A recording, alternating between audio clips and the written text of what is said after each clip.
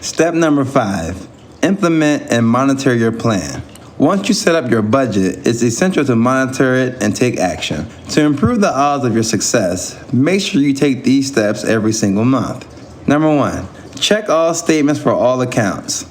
It might seem tedious, but mistakes happen and so does theft. Keeping track of your accounts by looking at them online or reviewing the statements each month is critical. Check your interest rates, what's coming in and going out, and make sure it matches your records. Number 2, keep track of your expenses. Even if you're on the 30-30-30 budget plan, you must track those expenses that aren't customarily tracked, such as your coffee shop purchase, your last-minute candy bar at the gas station, and so forth. Also, make it a habit to check up on monthly subscriptions each month to ensure you're using them or even need them. Number 3, use technology to stay updated. Today, there are all types of technologies that you can use to keep your finances in order, often right from your bank account. Most banks offer fraud protection and cell phone notifications if suspicious activity is found on your debit or credit card. Number 4, acknowledge areas of improvement. As you monitor, notice if your debts are going down or not, if your credit score is rising, and whether your investments and savings are performing as you wish. If you discover improvement is needed in any of these areas, then address them accordingly to maintain your progress. Number 5, check your progress annually. Always check your yearly progress for all your savings, investments, and credit reports to ensure that you're earning what you thought you would. By studying your progress and checking your goals, you may figure out new ideas that you didn't think of before to improve your strategies. Number 6, reassess your goals annually. Each year, you'll want to check up on all your accounts, take a look at your written goals, and ensure that you are progressing towards those goals as you thought and adjust as you see fit. As you go on your financial journey, you'll soon learn that in some areas you were dreaming too small and you will want to expand your objectives on your financial plan.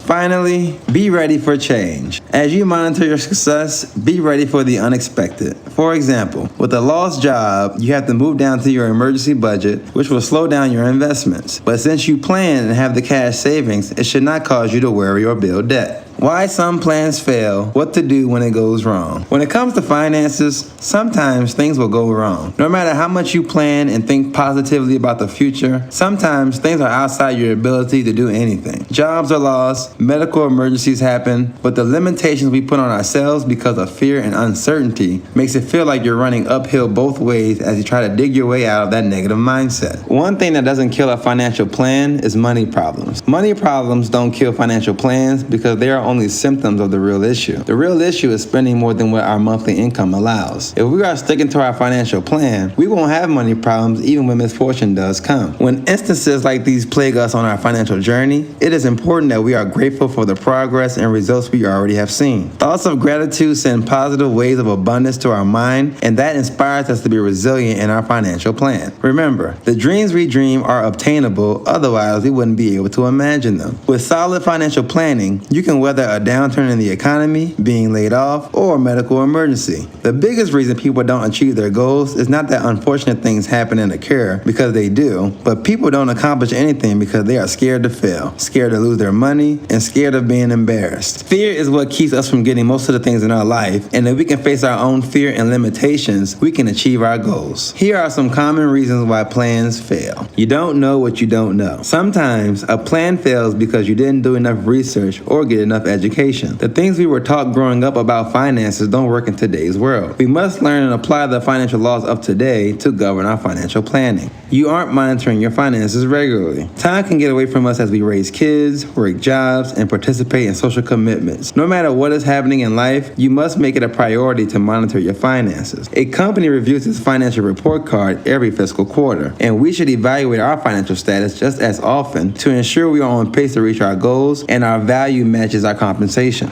You keep putting it off for later. It's that time thing again. Your senior years are much closer than you think. When you live your life, it can seem as if time has no real meaning, but in reality, we are wasting the only asset we can never get back. Time. Each day that you put off working on something replaces the new idea for that new day that could have been worked on. You lack self-discipline. If you have a hard time not getting that triple mocha frozen coffee drink every single day, you may have a hard time sticking to a financial plan if it's too restrictive. Be honest about where you are disciplined and where you aren't so you can work around that. You can enjoy what you like, but everything must be added to the budget or an additional source of income must be created to accommodate those desires. You are expecting too much from too little. The plain fact is, if you aren't taking an appropriate risk with your money, you won't see any appropriate returns on your investments. There aren't many $5 ideas that make millions, and there isn't any reward without first leveraging something of value that you possess. If you want to see proper results for your efforts, risk what you love and believe it will be successful. You save too much. Some people are so great with self-discipline that they're saving so much money that they're not even enjoying their life at all. It's great to save for a reason, but no one has become a millionaire by investing in a savings account. Hoarding money and not putting it to work slows the economy, which takes away job opportunities from our communities that could have been employed from our investments in companies that produce goods. There is no reason to overdo it and ignore your dreams and investment opportunities. Put your money to work, and if you cannot part with your money in that fashion, then eliminate your total debt, but don't let it just sleep. Eliminating the interest you pay on your credit cards, mortgage, and car payments will save you more money than just having money sit in a savings account. Eventually, inflation and debt interest will eat at your savings and diminish the value of your cash. Cash is meant to be circulated, and that is why it is called currency. I encourage us to use cash as it was designed, creating value to increase our wealth, not to increase our pile of cash. You spend too much. If you aren't paying attention to your expenditures according to your income, you may be spending too much. What is a fair amount to spend on rent at your income level? Is that realistic? Do you need to make more income, or can you find something in that budget? Think of all the daily things we spend money on that we don't need, from alcohol to designer clothing. These purchases add up to thousands of dollars a year, and we still have trouble figuring out where all our money is going. The truth of the matter is, it costs to have fun, and sometimes that cost is more than what we can pay for in this lifetime. Either way, if you can't control your spending, you will never see wealth. You're not focused on long-term achievements. All goals must include long-term goals and objectives because it's the only way to properly save enough for retirement. Without the long-term commitment of paying yourself first and building cash-flowing assets, you cannot and will not achieve financial freedom. You're not focused on short-term needs and wants. You have a right to enjoy your life as your life is now and not just save for future needs. If you want to see a movie, go out to dinner, or participate in a hobby, you should find a way to do it. Just structure it within your monthly budget.